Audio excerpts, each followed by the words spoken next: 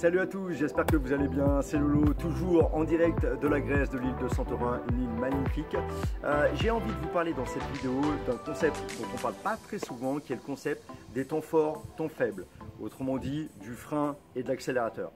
Si vous êtes une personne qui être constamment, par exemple, sur le fil rouge, à accélérer, à chercher, à tout le temps bluffer, à chercher, à tout le temps à se challenger, à se défier, à dépasser ses limites, à dépasser ses peurs, à faire des gros bluffs, etc. Ben, vous êtes une personne qui va avancer bien plus qu'une autre personne, qui va faire des erreurs, apprendre de ses erreurs, repartir, apprendre plein de choses, dépasser ses limites. Tout ça est top, mais tout ça demande aussi beaucoup d'énergie psychique. Et si vous appuyez trop sur cet accélérateur comme ça, ben, il y a de fortes chances qu'à un certain moment vous finissez tout simplement dans le mur. Je pense que le chemin au poker est un chemin un peu comme vallonné de virages et dans lequel on peut accélérer, mais dans lequel il faut freiner pour pouvoir mieux repartir, etc. Le poker demande énormément de concentration, donc d'énergie psychique. Et si vous êtes tout le temps au taquet, ben, cette énergie ne sera plus là. Et si vous continuez, ben, ce qui va simplement arriver, c'est que vous allez accumuler beaucoup de stress, que vous n'aurez plus l'énergie pour être capable de digérer ce stress-là, et ce stress va conduire à du tilt, qui va conduire progressivement à une fatigue générale, à du burn-out et parfois même à de la dépression. J'ai coaché beaucoup de joueurs de poker qui sont juste au bout du rouleau et qui sont devenus quelque part dépressifs par rapport à la vie, tout simplement parce qu'à un certain moment, ils n'ont pas écouté des signaux intérieurs qui voulaient simplement leur dire stop, freine un peu, prends du recul, prends quelques jours de vacances peut-être, simplement fais de la relaxation, repose-toi un peu pour revenir plus frais, avec plus d'énergie, plus d'envie. On aura digéré une session difficile qui a été faite il n'y a pas tellement longtemps et à ce moment-là, on sera plus à même de repartir en produisant un poker de qualité. Et certaines personnes écoutent peut-être trop ce message-là et on les voit, sont des joueurs pros mais qui prennent leur temps de faire un peu toutes les choses et puis qui viennent me voir, j'ai pas beaucoup de résultats. Pour avoir plus de résultats, il suffit simplement d'appuyer sur l'accélérateur.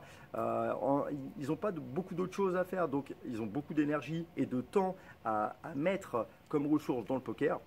Pour ça, peut-être qu'il faudrait travailler davantage, regarder des vidéos, travailler avec une autre personne, utiliser les solvers. Et peut-être que si justement on sent plein d'énergie, etc., à ce moment-là, beaucoup de joueurs arrêtent. Ils ont atteint leur objectif, ils arrêtent. Et quelque part, tout va bien. Ils sont pleins d'énergie, plein de confiance en eux-mêmes, plein de motivation. Et c'est le moment où ils arrêtent. Et au contraire, moi je pense que c'est le moment où on doit produire du volume, accélérer. Quand tout va bien, quand on sent pleine confiance, quand tout fonctionne quelque part, c'est le moment où on doit engranger du volume. Et peut-être un peu moins travailler parce qu'on a l'énergie suffisante pour aller véritablement au combat, aux tables. Et on n'a pas besoin justement de dilapider cette énergie dans l'étude de plein de choses qui peut être faite dans des temps faibles plutôt. Donc voilà, il y a une corrélation à faire, je trouve assez importante. Temps fort et on met du volume, on appuie sur l'accélérateur quand on est au top, quand on a de l'énergie, quand tout fonctionne bien, on sent pleine confiance. Et plutôt temps faible, on met un petit peu le poker de côté, en tout cas in-game, je veux dire le jeu, pour peut-être plus travailler son jeu, ce qui demande moins d'énergie, qui procure moins de stress. On peut aussi, comme moi, prendre 2-3 jours de vacances. On peut simplement se reposer, faire de la méditation, de la relaxation, travailler avec un autre partenaire. Je pense véritablement qu'il y a une corrélation entre le fait d'être en temps fort dans les moments où justement on a plein d'énergie, où tout fonctionne bien, on a la confiance en nous, on atteint nos objectifs, nos moves passent et on sent vraiment bien. Et très souvent, c'est dans ces moments-là où les joueurs commencent à lâcher le jeu, à se reposer, etc. alors qu'ils sont pleins de bourre et que c'est le moment où il faut appuyer sur l'accélérateur. C'est comme si la ligne droite était devant nous, bien dégagée, pas de brouillard ni quoi que ce soit.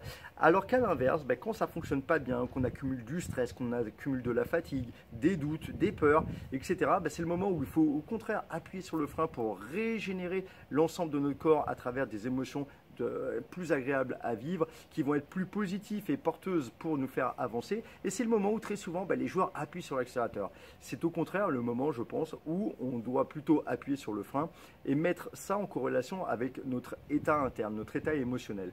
Quand on sent au top, plein d'énergie, on appuie sur l'accélérateur. Quand on sent plutôt fatigué, stressé, pas très confiant, etc., c'est le moment où il faut appuyer sur le frein et faire des actions qui soient beaucoup moins coûteuses en termes d'énergie. Et très souvent, vous faites un peu le contraire. D'ailleurs, posez-vous cette question à l'heure actuelle. Est-ce que moi, je fonctionne de cet ordre-là ou plutôt d'un autre ordre? Certaines personnes ont besoin d'être stimulées et d'appuyer sur l'accélérateur parce qu'elles ont beaucoup d'énergie et de temps, et je leur conseille par exemple de se lancer un challenge sur un forum, un challenge de volume, un challenge de limite. Vous pouvez aussi vous créer une espèce de jeu dans jeu, j'en reparlerai dans une autre vidéo, mais qui quelque part une forme de surentraînement, c'est-à-dire qu'on se crée une difficulté supplémentaire parce qu'on est capable de l'encaisser, on est vraiment au top, un peu comme en muscu où par exemple on veut travailler des squats et on va se mettre des poids pour travailler encore plus. Et ça on le fait plutôt quand on est dans une super énergie. Ben, justement dans cette super énergie, créez-vous une petite difficulté supplémentaire à travers le volume, à travers les limites, à travers le fait d'aller affronter certaines règles, à travers aussi peut-être le fait de tenter certains moves, tandis que quand vous ne vous sentez pas très bien, c'est le moment d'appuyer sur le frein et de revenir sur un jeu plus basique que vous maîtrisez davantage. Quelque part, on pourrait dire que quand vous avez besoin d'appuyer sur le frein, ben, revenez dans votre zone de confort. Quand vous vous sentez plein d'énergie, c'est le moment d'appuyer sur l'accélérateur et de sortir de votre zone de confort. Et ça, vous pouvez même le faire in-game. Pas besoin de voir ça sur l'espace d'une stratégie sur l'année avec des temps forts et des temps faibles, mais in-game, des temps forts, des temps faibles, où en ce moment, ben, un premier move passe, un deuxième passe, notre image est bonne, on monte du stack, et donc là, on peut appuyer sur l'accélérateur parce qu'on a du crédit, alors qu'à l'inverse, quand on commence à perdre des coups, ben, psychologiquement, les autres adversaires nous donnent moins de crédit, c'est le moment d'appuyer sur le frein et de revenir à quelque chose de plus basique. Voilà, un concept très simple, celui du frein et de l'accélérateur, sur celui des temps forts et des temps faibles.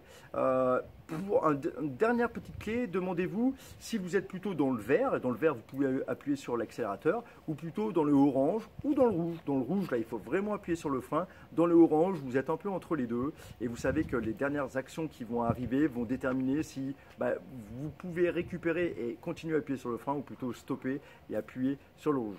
Êtes-vous en vert, êtes-vous en orange ou êtes-vous en rouge actuellement? Avez-vous besoin d'appuyer sur le frein ou plutôt d'appuyer sur l'accélérateur?